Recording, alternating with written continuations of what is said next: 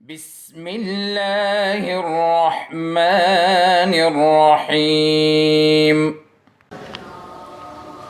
السلام علیکم، کیسے ہو بچوں؟ ایک بار پھر کلاس 9 کے نئے سبق کے ساتھ آپ کی خدمت میں حاضر ہوں۔ تقریباً 6 رکوع ہم نے سورہ انفال کے پڑھے ہیں۔ ابھی ہم ذرا احادیث کا آغاز کرتے ہیں، تو سب سے پہلے ہم حدیث نمبر 1 آج پڑھیں گے، اس کا ترجمہ اور اس کا مطلب آپ کو سمجھائیں گے۔ سب سے پہلے ہم حدیث کے الفاظ پڑھیں گے، اس کے بعد حدیث کا ترجمہ کریں گے، یہ دونوں آپ کے سامنے ادھر لکھے ہوئے ہیں۔ اس کے بعد آسان الفاظ میں آپ کو مطلب سمجھاؤں گا، بعد میں کتاب میں اس کے متعلق تشریح میں جو لکھا ہے وہ آپ کے سامنے پڑھوں گا۔ حدیث کے الفاظ ہے: افضل الاعمال لا الہ الا اللہ وافضل الدعاء الاستغفار، یہ الفاظ ہیں۔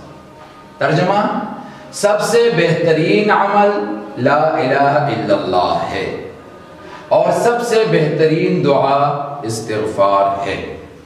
یہ اس حدیث کا ترجمہ۔ مطلب حدیث کا کیا ہے؟ تو دیکھیے بیٹا، اس حدیث کے 2 حصے ہیں۔ ایک حصہ افضل الاعمال لا الہ الا اللہ، ایک حصہ وافضل الدعاء الاستغفار، یہ دوسرا حصہ۔ تو حدیث کے 2 حصے ہوئے۔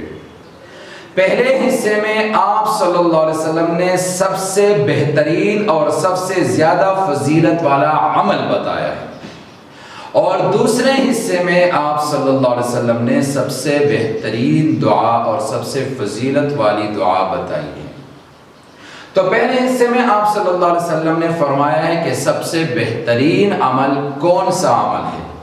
مطلب ہم مسلمان بہت سے نیک اعمال کرتے ہیں، کلمہ ہم پڑھتے ہیں، نماز ہم پڑھتے ہیں، یہ عمل ہے، روزہ رکھتے ہیں، یہ عمل ہے، حج کرتے ہیں، یہ ایک عمل ہے، زکوٰۃ دیتے ہیں، یہ ایک عمل ہے، بہت سے اعمال ہیں اور ہر ایک اپنی جگہ بہت زیادہ بہترین عمل ہے۔ لیکن ان تمام میں سب سے بہترین، سب سے فضیلت والا عمل کون سا ہے؟ تو آپ صلی اللہ علیہ وسلم نے فرمایا کہ وہ لا الہ الا اللہ کا پڑھنا ہے اور اس کا اقرار کرنا ہے، یہ سب سے بہترین عمل ہے۔ اچھا، نماز کو آپ صلی اللہ علیہ وسلم نے سب سے بہترین عمل نہیں بتایا، روزے کو نہیں بتایا، زکوٰۃ کو نہیں بتایا، لا الہ الا اللہ کے اقرار کو بتایا ہے کہ یہ سب سے بہترین ہے۔ کیوں؟ وجہ کیا ہے؟ یہ تمام اعمال میں سب سے بہترین عمل کیوں ہے؟ اب اس کی بہت زیادہ سینکڑوں ہزاروں وجوہات ہو سکتی ہیں، ہم یہاں آسان 2-3 وجوہات بیان کریں گے جو آپ کے سمجھ میں آ جائیں۔ پہلی وجہ یہ ہے کہ اس کلمے میں اللہ کی معبودیت کا اقرار ہے اور غیر اللہ کی معبودیت کی نفی ہے۔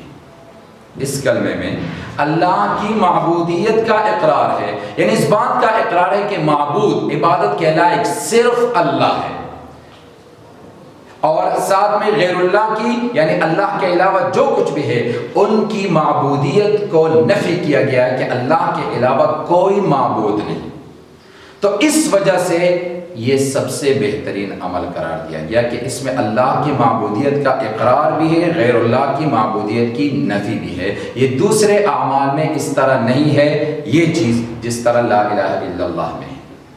دوسری وجہ، اس کلمے کے پڑھنے سے ہی کوئی شخص، کوئی انسان اسلام کے دائرے میں داخل ہو سکتا ہے۔ کوئی انسان اگر اسلام کے دائرے میں آنا چاہتا ہے تو وہ یہ کلمہ پڑھ کر ہی آ سکے گا۔ اچھا، اس کے علاوہ جتنے بھی اعمال ہیں، نماز، روزہ، زکوٰۃ، حج وغیرہ، کسی بھی عمل کے ذریعے انسان اسلام کے دائرے میں داخل نہیں ہو سکتا۔ مثلا ایک شخص غیر مسلم ہے اور روزانہ 5 نہیں 50 نمازیں پڑھتا ہے، پھر بھی غیر مسلم رہے گا۔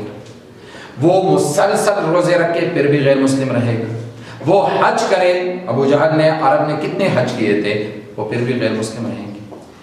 ٹھیک ہے، وہ زکوٰۃ دیتے رہے، غیر مسلم رہیں گے۔ یہ کلمہ اگر وہ پڑھ لے تو پھر وہ مسلمان ہو جائے گا۔ اس وجہ سے آپ صلی اللہ علیہ وسلم نے اس کو سب سے بہترین عمل قرار دیا کہ اسلام کے دائرے میں کوئی آ سکتا ہے تو اس کلمے کے پڑھنے سے ہی آ سکتا ہے، باقی اعمال کے کرنے سے نہیں آ سکتا۔ دوسری وجہ ہوئی، تیسری وجہ ہے کہ یہ کلمہ پڑھنے کے بغیر کوئی انسان جتنے بھی نیک اعمال کریں گے ان کا کوئی بھی عمل اللہ کے دربار میں قبول نہیں ہوگا۔ مثلا کسی نے یہ کلمہ نہیں پڑھا، وہ نماز پڑھتا ہے، اس کا نماز قبول نہیں ہوگا، وہ روزہ رکھتا ہے، اس کا روزہ قبول نہیں ہوگا، وہ حج کرتا ہے، اس کے حج کی کوئی ویلیو نہیں ہے، وہ زکوٰۃ دیتا ہے، اس کے زکوٰۃ کی کوئی ویلیو نہیں ہے۔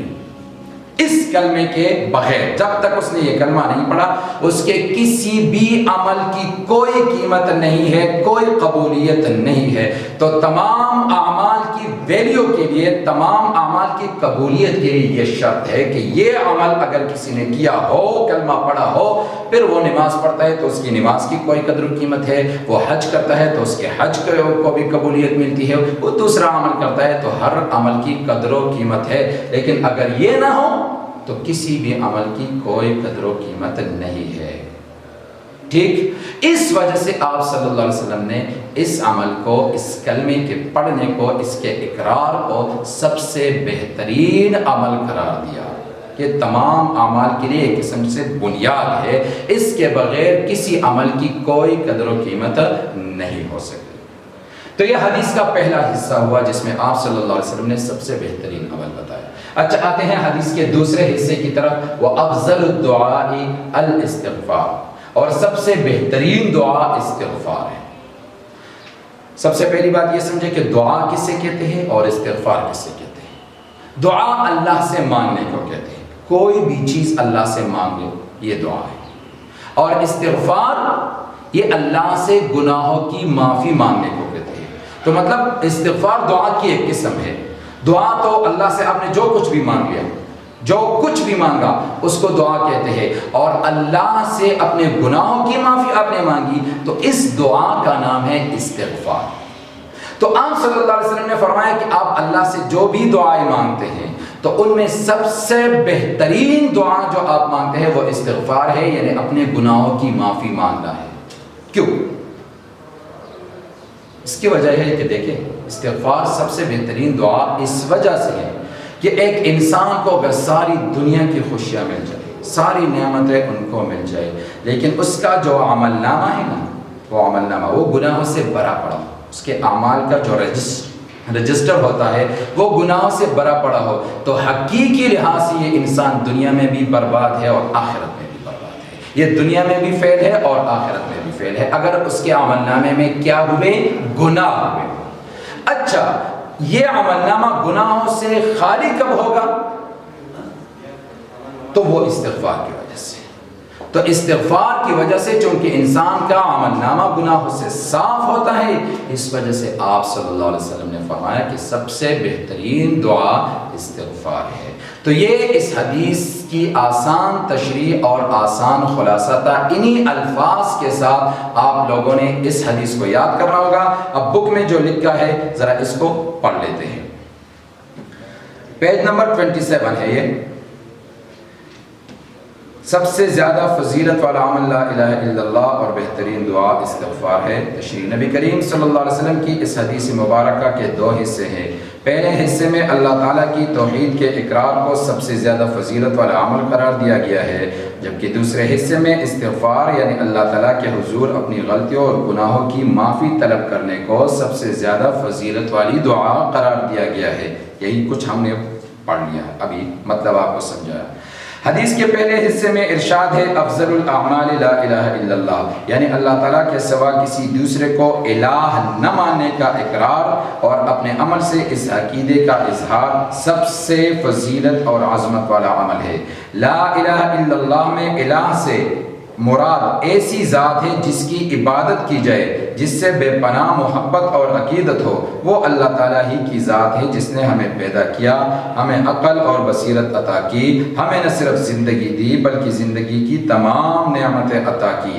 ہمیں چاہیے کہ اپنے قول و فعل سے اسی ذات کو الہ معبود کو کہتے ہیں جس کی عبادت کی جاتی ہے، تو اسی ذات کو الہ مانے، اسی کو کی عبادت کرے اور اسی سے سب سے زیادہ محبت کرے۔ حدیث کے دوسرے حصے میں ارشاد ہے افضل الدعاء الاستغفار، یعنی بہترین دعا اللہ تعالیٰ سے اپنے گناہوں اور نافرمانیوں کی معافی مانگنا ہے۔ انسان بعض اوقات دنیا کی ظاہری رنگینیوں میں کھو کر اپنے خالق و مالک کی رضا کے خلاف کسی غلطی یا گناہ کا ارتکاب کر بیٹھتا ہے، لہٰذا اللہ تعالیٰ کو الہ ماننے کا تقاضا یہ ہے کہ انسان اپنی غلطی یا گناہ پر نادم اور شرمندہ ہو کر اللہ تعالیٰ سے معافی مانگ لے، کیونکہ اخروی نجات یعنی آخرت کی نجات اس وقت تک ممکن نہیں جب تک اللہ تعالیٰ ہماری غلطیوں اور گناہوں کو معاف نہ کر دے۔ یہ میں نے بتایا آپ کو نا کہ جب تک آپ کا عمل نامہ گناہوں سے بھرا پڑا ہو تو دنیا بھی برباد، آخرت بھی برباد۔ تو اور یہ گناہوں سے عمل نامہ کیسے خالی ہوگا؟ وہ استغفار سے۔ اب اگر کوئی اللہ تعالیٰ کی نگاہ میں پسندیدہ اور محبوب بننا چاہتا ہے تو اسے چاہیے کہ چلتے پھرتے اٹھتے بیٹھتے دل و جان سے لا الہ الا اللہ اور استغفر اللہ کا اظہار کرتا رہے، اس کو پڑھتا رہے۔ استغفار کا انہوں نے الفاظ آپ کو بتائے، آسان الفاظ اگر کسی کو نہ آئے تو وہ یہی الفاظ ہے استغفر اللہ، مسلسل پڑھتے رہو، یہ استغفار ہے، اس سے اللہ رب العالمین تمہارے گناہوں کو معاف فرمائیں گے، البتہ بہت تفصیل کے ساتھ۔ تو وہ ہے استغفر اللہ ربی من کل ذنب واتوب الیہ۔ اگر کوئی ان الفاظ کو یاد کر سکتا ہے تو یہ بہترین الفاظ ہے، جتنی زیادہ اس کو روزانہ پڑھ سکتے ہو پڑھ لیا کرو، اس کی بہت زیادہ برکات ہوگی۔ اللہ تعالی ہمیں عمل کرنے کی توفیق عطا فرمائے۔ اچھا بیٹا، ہوم ورک آپ کا یہی حدیث نمبر 1 آپ کے نوٹس میں جس طرح لکھا ہے، میں نے آپ کو جس طرح مطلب سمجھایا بالکل اسی طرح لکھا ہے، تو آپ نے خوش خط کسی رف پیج پر اس کو لکھنا ہے اور پھر ہمارے ساتھ واٹس ایپ پر شیئر کرنا ہے۔ وآخر دعوانا ان الحمدللہ رب العالمین۔ اللهم انفعنا بما علمتنا وعلمنا ما ينفعنا وزدنا علما۔